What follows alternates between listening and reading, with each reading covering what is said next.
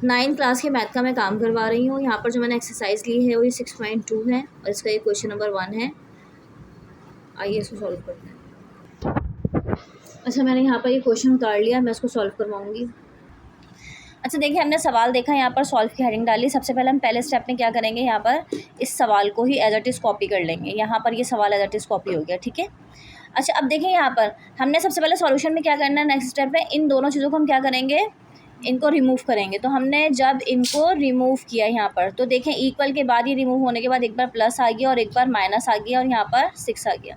यानी कि इन दोनों को जब हमने रिमूव किया तो हमने इक्वल के बाद प्लस और माइनस की साइन लगाने लगी है, ये देखें इस तरह करके, ठीक है। आगे हम क्या करेंगे, यहाँ पर इसी सवाल को हम एक बार माइनस में सॉल्व करेंगे और इसी सवाल को हम यहाँ पर एक बीच में लाइन ड्रॉ कर लेते हैं इनके मिड में, और यहाँ पर हम एक बार इसको क्या करेंगे, प्लस में सॉल्व करेंगे, ठीक है। अब देखें इक्वल से पहले की वैल्यू वही है 2x + 1, यहाँ पर 2x + 1 एज इट इज़ है। इक्वल के बाद यहाँ पर एक बार ये प्लस में दिया हुआ था, एक बार माइनस में दिया हुआ था, तो मैंने यहाँ पर एक बार -6 लिख लिया और एक बार यहाँ पर मैंने +6 लिख लिया। प्लस लिखकर दिखाने की ज़रूरत नहीं है, अंडरस्टूड है कि यहाँ पर ये साइन प्लस मौजूद है और प्लस को हम शो नहीं करते। यहाँ पर देखें मैंने माइनस की साइन जो है वो मेंशन की हुई है, ये शो हो रही है। अच्छा, अब देखें आगे क्या करेंगे, 2x अपनी जगह पर ही है, -6 अपनी जगह पर ही है। ये जो प्लस का 1 है इक्वल के दूसरे साइड शिफ्ट करेंगे तो ये माइनस का 1 हो जाएगा। नेक्स्ट स्टेप में हम क्या करेंगे, -6 माइनस का 1 क्या हो जाएगा, -7। x एज इट इज़ यहीं पर रहेगा, -7 आएगा। 2 यहाँ पर मल्टीप्लाई में दिया हुआ है, यहाँ जाके डिवाइड हो जाएगा। ये दोनों किसी एक ही टेबल में नहीं आते, तो हमारा फाइनल आंसर ये x = -7/2 ही है।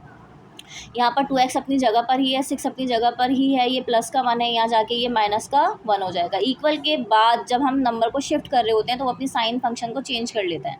अब यहाँ पर क्या हुआ, हमारा 2x एज इट इज़ रहा, यहाँ पर 6 में से 1 गया तो 5 आ गया। देन हमने नेक्स्ट स्टेप में क्या किया, x यहीं पर रहा, 5 यहीं पर रहा, ये 2 मल्टीप्लाई में था, यहाँ जाके डिवाइड हो गया। अगेन हम इन दोनों को चेक करेंगे, 5 और 2 एक ही टेबल में नहीं आते, ये हमारा फाइनल आंसर है। अब क्योंकि हम सवाल में पढ़ चुके हैं कि हमें सॉल्यूशन सेट मालूम करना है, देखिए यहाँ पर क्या लिखा हुआ है, सॉल्यूशन सेट मालूम करें। तो हमने इस आंसर को कैसे प्रेजेंट करना है, आंसर का हम यहाँ पर लिखेंगे सॉल्यूशन सेट का, ये हमने ऐसे करके लिखा, इक्वल लिखा, हमने यहाँ पर x लिखा, डॉट आया, यहाँ पर x आया, उसके बाद हमने यहाँ पर ब्रैकेट बनाया। पहले का आंसर आया हुआ है -7/2 एज इट इज़ लिख देंगे। उसके बाद 5/2 आया है दूसरे का, तो हम ये 5/2 लिख देंगे। ये हमारा फाइनल आंसर हो गया, ठीक है। ये चेक कर लीजिए, ये फाइनल आंसर है हमारा।